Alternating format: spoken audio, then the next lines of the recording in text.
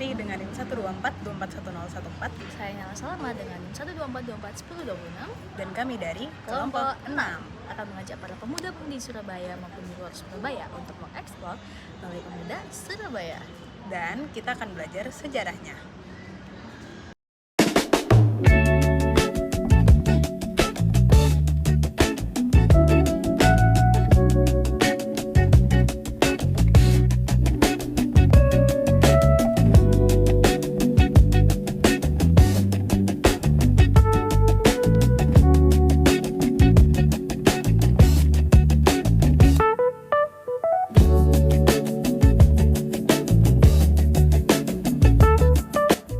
Gedung Balai Pemuda Surabaya yang berlokasi di Jalan Gubernur Suryo nomor 15 merupakan salah satu bangunan bersejarah yang dirancang oleh Westmaes pada tahun 1907.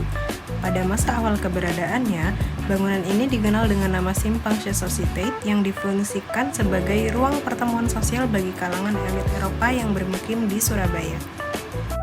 Sejak abad ke-19, komunitas Eropa di Surabaya telah membentuk kelompok sosial eksklusif yang dikenal sebagai SUS.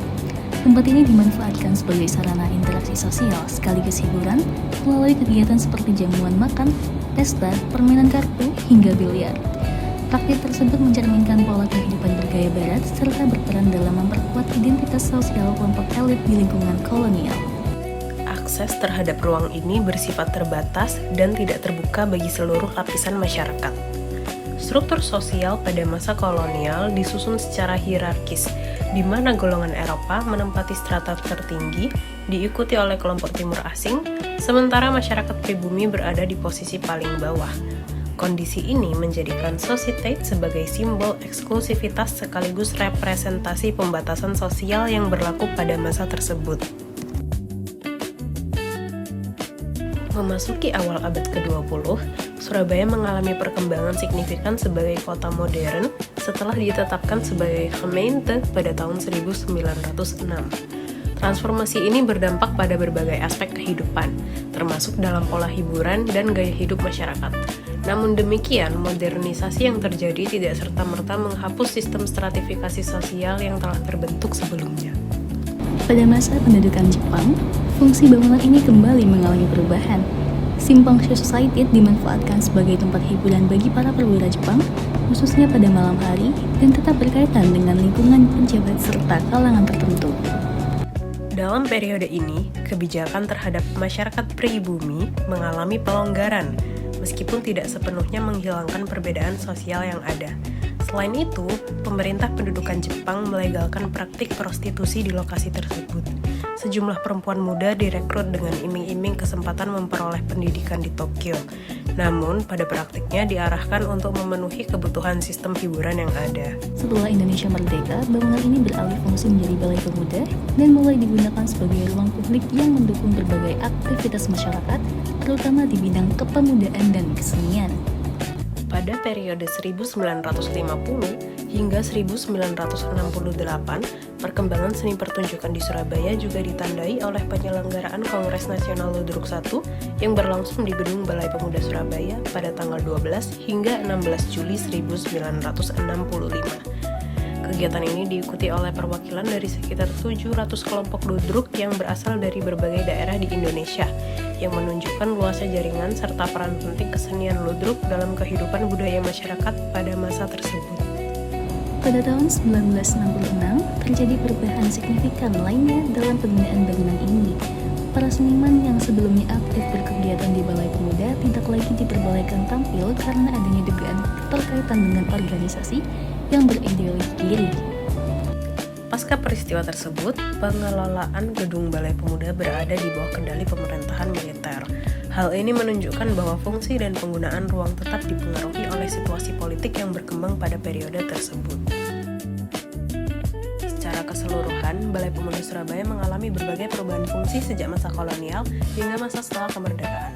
Bangunan ini berawal sebagai ruang sosial eksklusif bagi kalangan Eropa, kemudian menjadi bagian dari sistem hiburan pada masa kependudukan Jepang, dan selanjutnya bertransformasi menjadi ruang publik yang dimanfaatkan oleh masyarakat luas.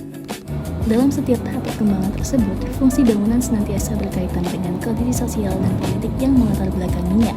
Perubahan yang terjadi tidak hanya menyangkut aspek aspek fisik, tetapi juga mencerminkan pergeseran makna dan peran ruang dalam kehidupan masyarakat. Pada masa kini, Balai Pemuda digunakan sebagai ruang publik yang terbuka untuk berbagai kegiatan. Meskipun demikian, keberadaannya tetap merepresentasikan perjalanan sejarah kota Surabaya yang menunjukkan bagaimana suatu ruang dapat mengalami transformasi seiring dengan dinamika zaman.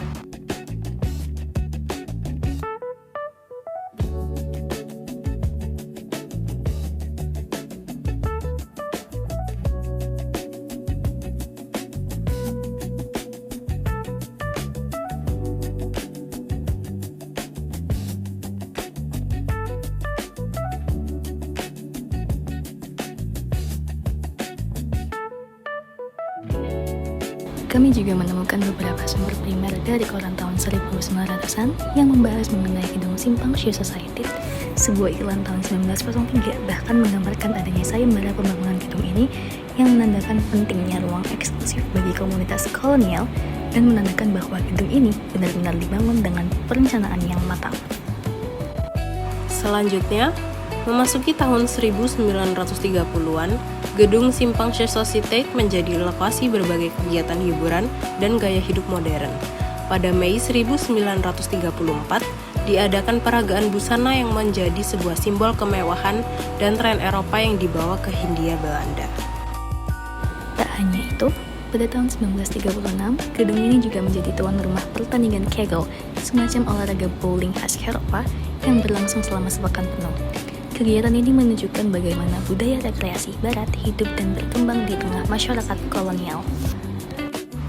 Namun, di balik gemerlap pesta dan hiburan, ada juga bayang-bayang ancaman kesehatan. Pada tahun 1937, sebuah koran memberitahukan bahwa pesta tetap akan dilaksanakan meskipun ada kekhawatiran mengenai wabah kolera dengan keputusan akhir menunggu hasil pemeriksaan dokter.